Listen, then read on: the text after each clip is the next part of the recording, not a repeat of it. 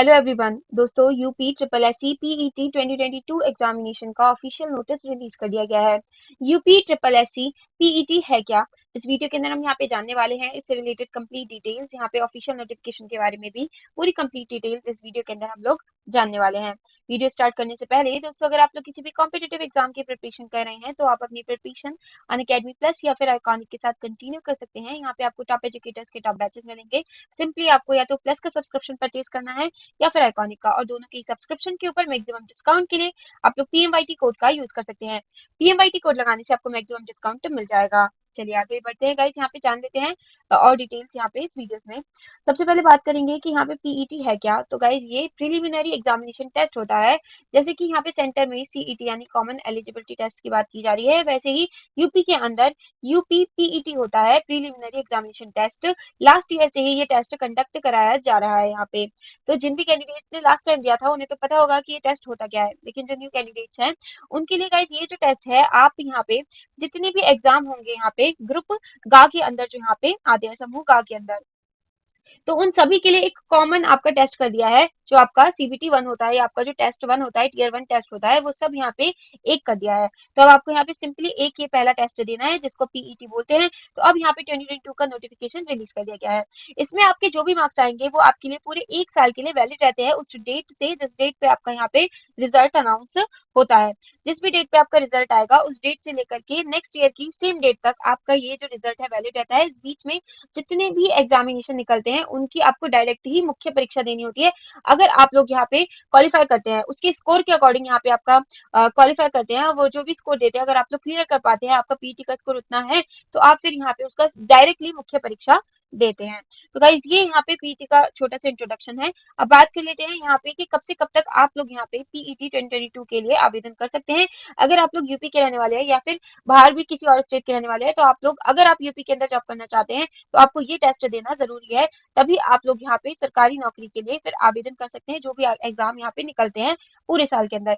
तो अगर आप लोग कोई भी गवर्नमेंट जॉब उत्तर प्रदेश के अंदर करना चाहते हैं तो पीईटी तो आपको देना ही पड़ेगा। इसका स्कोर आपके ही आगे जितनी भी एग्जाम निकलेंगे उसके लिए आपके लिए वैलिड होगा। तो गाइज, यहाँ पे आप कब से कब तक इसके लिए ऑनलाइन आवेदन कर सकते हैं। 28 जून से इसके आवेदन यहाँ पे स्टार्ट हो चुके हैं।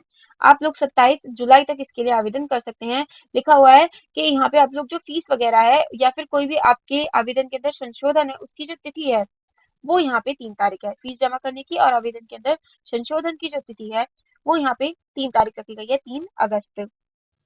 आगे देख लेते हैं इस बात करेंगे यहाँ पे आवेदन आप कहाँ से करेंगे। तो आप लोग UP SSC.gov.in से जाकर के इसके लिए अप्लाई करेंगे।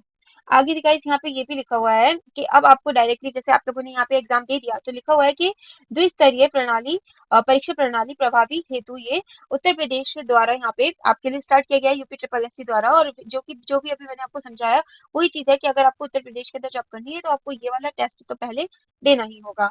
यहाँ पे लिखा हुआ है कि आपकी जो 2021 के अंदर एग्जाम कंडक्ट कराया गया था उसका रिजल्ट यहाँ पे 28 तारीख को आया था, 28 अक्टूबर तक।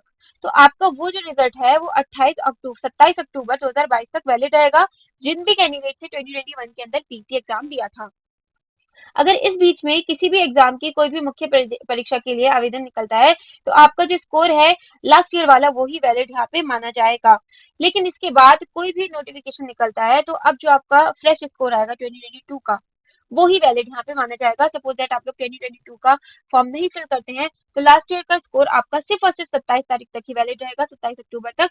इसके बाद आपको आपका ये स्कोर वैलिड नहीं रहेगा। अगर आप लोग एग्जाम नहीं देते तो फिर आप लोग एलिजिबल ही नहीं रहेंगे आगे आने वाले एग्जाम्स के लिए। तो सिंपली यहाँ पे ये चीज क्लियर की गई है। तो जिन भी कैंडिडेट ने लास्ट टाइम भी एग्जाम दिया था उन्हें भी इस टाइम देना पड़ेगा, अगर अभी तक उनका सिलेक्शन किसी भी जॉब में नहीं हुआ है। अब बात कर लेते हैं यहाँ पे एज लिमिट की। अगर आपकी एज लिमिट यहाँ पे 18 ईयर्स है, 1 जुलाई 2022 की बात चल रही है गाइस। यहाँ पे अगर आप 1 जुलाई 2022 को 18 साल की आपकी मिनिमम एज 18 ईयर्स है, और मिनिमम एज का क्राइटेरिया यहाँ पे 18 ईयर्स का आप लोग फुलफिल करें और मैक्सिमम 40 ईयर्स का, तो आप इसके लिए अप्लाई यहाँ पे कर सकते हैं। यहाँ पे आपकी जो बर्थ डेट है वो 1 जुलाई 1982 से पहले की नहीं होनी चाहिए, और 1 जुलाई 2004 के बाद की नहीं होनी चाहिए। इसी बीच में आपकी डेट ऑफ बर्थ आनी चाहिए, तो ही आप इसके लिए अप्लाई कर सकते हैं। सो गाइज यहाँ पे आपको एज रिलैक्सेशन वगैरह भी गिवन है, तो उसे भी आप लोग यहाँ पे चेक कर सकते हैं। आगे देख लेते हैं, बात करेंगे गाइज यहाँ पे एजुकेशनल क्वालिफिकेशन की। एजुकेशनल क्वालिफिकेशन यहाँ पे सिंपली अगर आप लोगों ने 10th पास किया है या फिर उसके इक्विवेलेंट आप लोगों ने कोई अदर एजुकेशनल क्वालिफिकेशन पास की है, तो आप इसके लिए अप्लाई कर सकते हैं। यहाँ पे क्लियरली ये चीज लिखी हुई है। आगे देख लेते हैं, बात करेंगे गाइस यहाँ पे परीक्षा शुल्क कितना रहेगा आप लोगों का। तो यहाँ पे अगर आप लोग जनरल है या फिर आप लोग ओबीसी कैटेगरी से आते हैं, तो आपको यहाँ पे 160 plus 25 rupees, in total 185 rupees आपको पेमेंट करनी होगी। और अगर आप लोग यहाँ पे अनुसूचित जाति और अनुसूचित जनजाति से आते हैं, तो आपको 95 रुपीज टोटल पेमेंट करनी होगी। और अगर आप लोग यहाँ पे विकलांग जन हेतु है, तो आप लोगों को यहाँ पे 25 रुपीज की फीस पेमेंट करनी होगी। सिंपली गाइस यही था इस नोटिफिकेशन के अंदर। साथ ही दोस्तों, अगर आप लोग किसी भी कॉम्पिटेटिव एग्जाम की प्रिपरेशन कर रहे हैं, तो आप अपनी प्रिपरेशन अनअकैडमी प्लस या फिर आइकॉनिक के साथ कंटिन्यू कर सकते हैं और मैक्सिमम डिस्काउंट के लिए पीएमवाईटी कोड का यूज कर सकते हैं।